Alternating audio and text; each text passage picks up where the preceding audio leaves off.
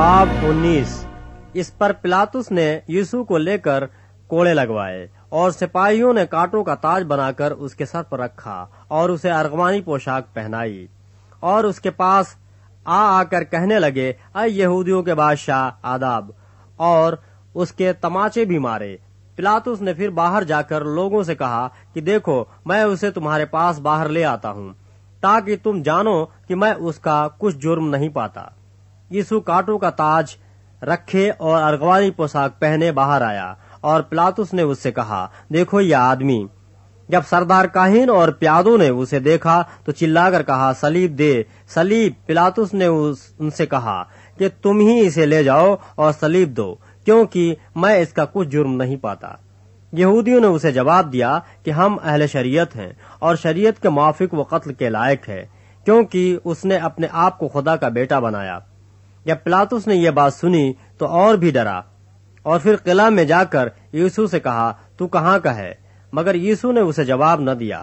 بس پلاطس نے اس سے کہا، تو مجھ سے بولتا نہیں؟ کیا تو نہیں جانتا کہ مجھے تجھ کو چھوڑ دینے کا بھی اختیار ہے اور مصلوب کرنے کا بھی اختیار ہے؟ یسوع نے اسے جواب دیا کہ اگر تجھے اوپر سے نہ دیا جاتا تو تیرا مجھ پر کچھ اختیار نہ ہوتا۔ اس سبب سے جس نے مجھے تیرے حوالے کیا اس کا گناہ زیادہ ہے۔ اس پر پلاطس اسے چھوڑ دینے میں کوشش کرنے لگا، مگر یہودیوں نے چلا کر کہا، اگر تو اس کو چھوڑے دیتا ہے تو قیصر کا خیرخواہ نہیں۔ جو کوئی اپنے آپ کو بادشاہ بناتا ہے وہ قیصر کا مخالف ہے۔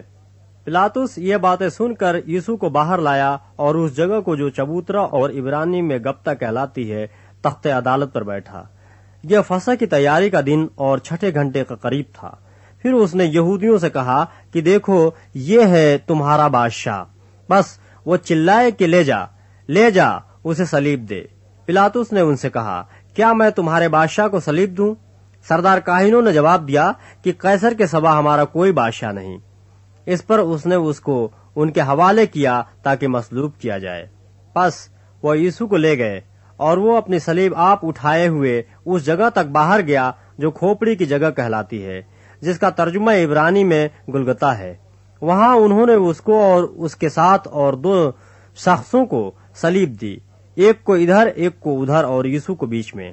اور پلاطس نے ایک کتابہ لکھ کر صلیب پر لگا دیا، اس میں لکھا تھا، یسوع ناصری یہودیوں کا بادشاہ۔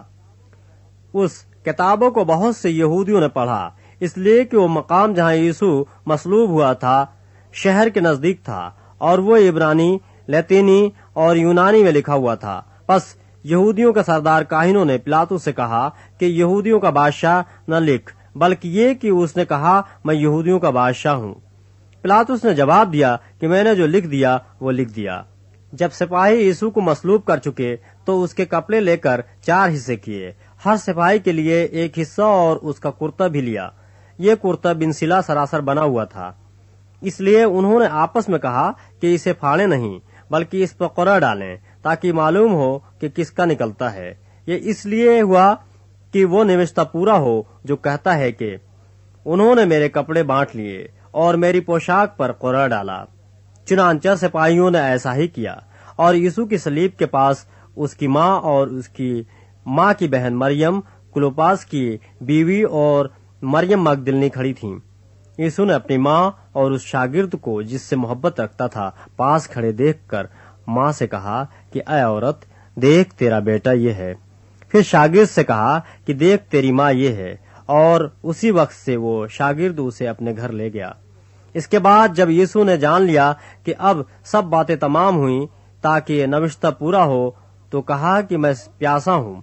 وہاں سرکہ سے بھرا ہوا ایک برتن رکھا تھا، پس انہوں نے سرکہ میں بھگوئے ہوئے اسپنج کو زوفے کی ساخ پر رکھ کر اس کے منہ سے لگایا۔ پس جب یسوع نے وہ سرکہ پیا تو کہا کہ تمام ہوا، اور سر جھکا کر جان دے دی۔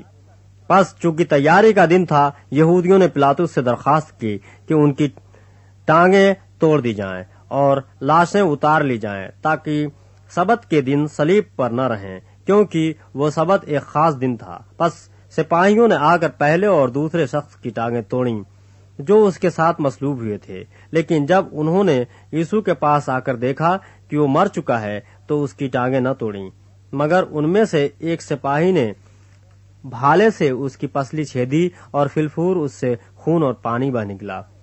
جس نے یہ دیکھا ہے اسی نے گواہی دی ہے، اور اس کی گواہی سچی ہے، اور وہ جانتا ہے کہ سچ کہتا ہے تاکہ تم بھی ایمان لاؤ۔ یہ باتیں اس لیے ہوئیں کہ یہ نوشتہ پورا ہو کہ اس کی کوئی ہڈی نہ توڑی جائے گی۔ پھر ایک اور نوشتہ کہتا ہے کہ جسے انہوں نے چھیدا اس پر نظر کریں گے۔ ان باتوں کے بعد ارمیتیا کے رہنے والے یوسف نے، جو یوسف کا شاگرد تھا، لیکن یہودیوں کے ڈر سے خفیہ طور پر پلاطس سے اجازت چاہی کہ یسوع کی لاش لے جائے۔ پلاطس نے اجازت دی، پس وہ آ کر اس کی لاش لے گیا، اور نکمودس بھی آیا جو پہلے یسوع کے پاس رات کو گیا تھا، اور 50 سیر کے قریب مر اور عود ملا ہوا لایا۔ پس انہوں نے یسوع کی لاش لے کر اسے سوتی کپڑے میں خوشبودار چیزوں کے ساتھ کفنایا، جس طرح کے یہودیوں میں دفن کرنے کا دستور ہے۔ اور جس جگہ وہ مصلوب ہوا وہاں ایک باغ تھا، اور اس باغ میں ایک نئی قبر تھی جس میں کبھی کوئی نہ رکھا گیا تھا۔ پس انہوں نے یہودیوں کی تیاری کے دن کے باعث یسوع کو وہیں رکھ دیا، کیونکہ یہ قبر نزدیک تھی۔